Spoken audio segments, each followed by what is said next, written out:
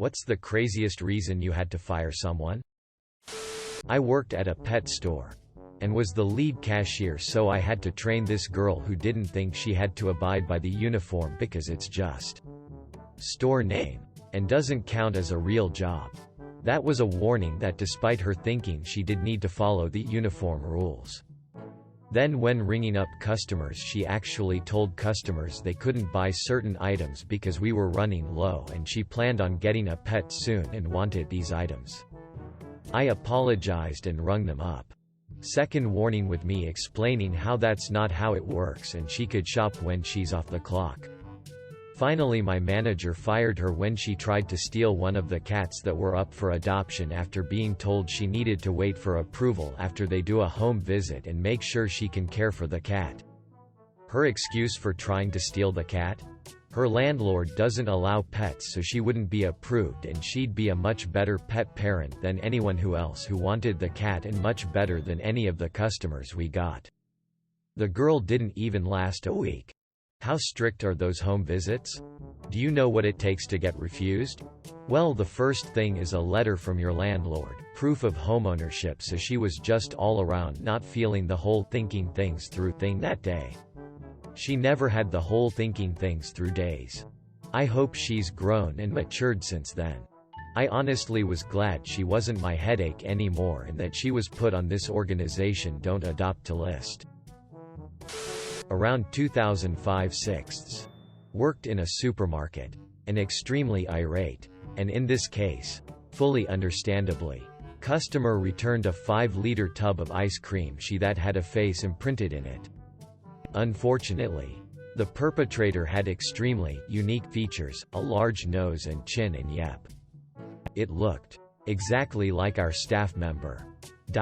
He had cracked the lid of an ice cream tub, imprinted his face in it, and then somehow managed to get the lid back on tight enough for no one to notice, and somebody purchased it.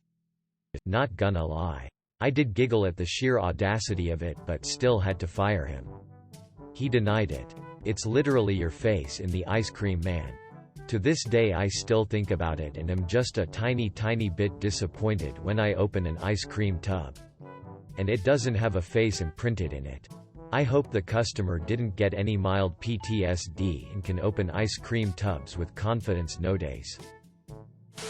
Guy called in to work and asked if we found his weed stash, because work was the last time he remembered smoking. Weed wasn't legal at the time. I worked construction, and one of the subs gave me an invoice with no receipts. Turns out he wanted $30K for 4 weeks of work without paying the companies he rented equipment, dumpsters from. I paid off the companies he owed money to and told him to FK off. Sad part is he's probably out there still doing the same thing. This is pretty common in construction. I know GCs that use their current job to pay off subs from their previous jobs. It's hard to get out of that payment cycle, so they are pretty much stuck doing that until they implode. We ran into a major issue with that on one of our commercial sites. We were the GCs in this situation. And I guess I would consider this guy a middleman that ordered all of our steel because he was an old friend. When I called to check on the order directly from the company, they had no order payment. At a retail job, we had a kid come in and punch in for the day, then go home. Would come back at quitting time and punch out. We use separate attendance and pay software. We had someone punch into the pay software at 5 a.m. Go home. Come back and work his scheduled 5 p.m. to 10 p.m. and clock out at 10 p.m. Opening and closing crew aren't too familiar with each other. So he wasn't caught until Big Boss, who is normally a mid, came in early one day and saw him doing it. So instead of getting paid for his 5-hour shift, he was banking on no one noticing the AM/PM issue and getting paid for 17 hours a day. I'm a payroll person and that makes my head hurt. I wasn't the one who had to fire him, but reinstalled Windows with a crack on his work PC to get rid of antivirus administrative control. Pirated software in the $1,000s of dollars which the PC previously had genuinely licensed, and watched PN in the office. All on his first day of work. His direct manager didn't want him fired because it would FK up the kid's career. Sometimes people just don't make it to day 2. Because she saw her friend's partner cheating in the pub and she told her friend. Cheating girl came into the pub during the middle of lunch service and made a massive scene threatening to smash up the pub and the girl. She was kept safe in a room and let go. Poor girl didn't deserve to lose her job. Dumbass stole a $100 bill out of the register at the end of his first shift alone on register. Firing's done because people do not realize that the cash gets counted. They activated a gift card for $100 and keyed in $100. As if someone had paid $100 for the gift card. Of course. That night the drawer was $100 short. And activation was on the receipt. She was already on the radar under suspicion of taking a 20 from the drawer. Then $20 disappeared from another drawer. But not one she had been using. Her cashier number was not on the record. Except the security footage did show doing something at the register. Turns out, she memorized another employee's cashier number. Sneaky. But not sneaky enough. A firing done for other reasons. One employee was fired for pretending to ring up his friend. He could have gotten away with it. He scanned everything on price check mode. Pretended to swipe his buddy's credit card. And fed a length of blank register tape out as if a receipt were printed out. No one noticed anything off. Except his buddy never asked him to do it. The cashier took it upon himself to hook him up. And at the end the friend was left thinking, what the FK just happened? He felt so guilty the next day he brought the items back and told the manager what had happened. Just before I self-isolated. We fired 3 kids for doing something similar. They were price overriding stuff from the cafe for each other. How stupid, to lose your job over $6 worth of fried chicken. My buddy worked at Quiznos in high school and we would order a whole meal and he would chip it, aka just charge us for a bag of chips. He eventually got caught and fired after like a year. But then someone else bought the store from the previous owner a couple of months later and he got rehired. Only to get fired again for the same thing after a few months. When I was working at Burger King, our restaurant manager was away on maternity leave. So we had someone from another store come in over that time to fill the role.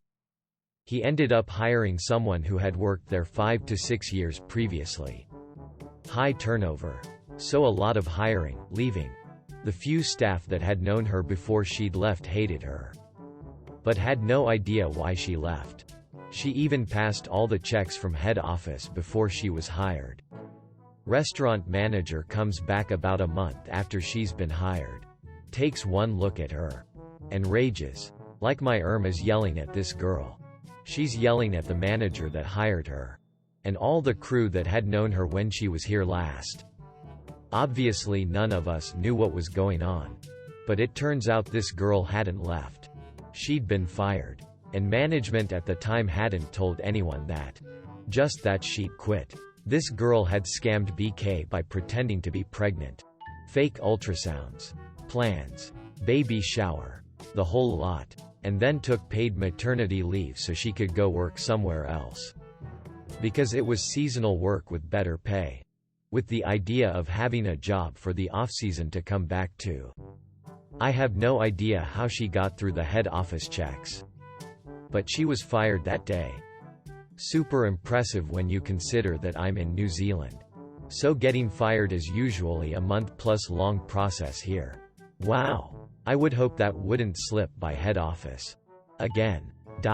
Crazy she applied to the same DN Burger King too. She actually committed fraud on some level. I had to fire an employee because they were juggling kitchen knives.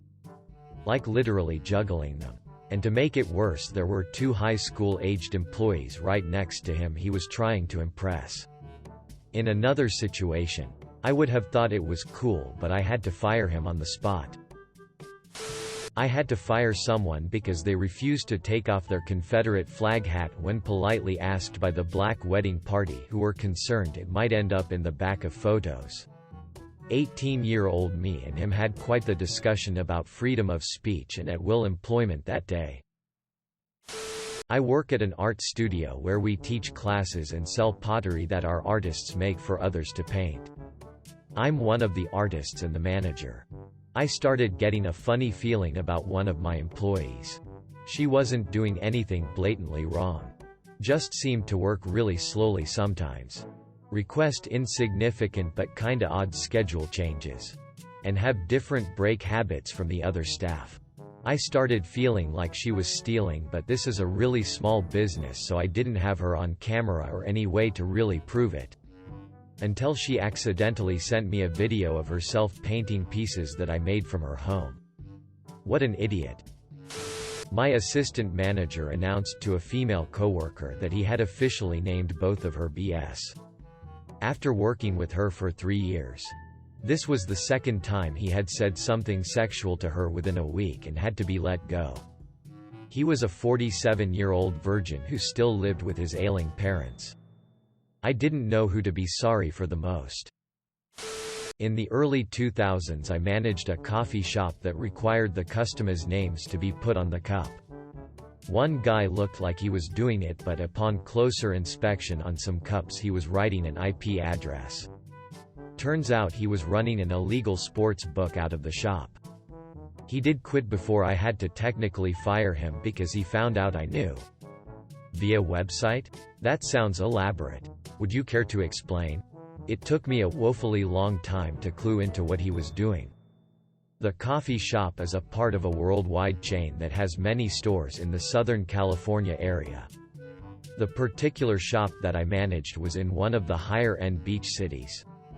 The employee was very into sports, but he would always talk about sports in more betting terms. Streaks, injuries, over, under, etc. I also found out that he had some shady connections with some people whose professions were not legal. He was outgoing but always seemed to be a little different with certain richer, younger customers. I started to think that he must be betting or working for a sports book.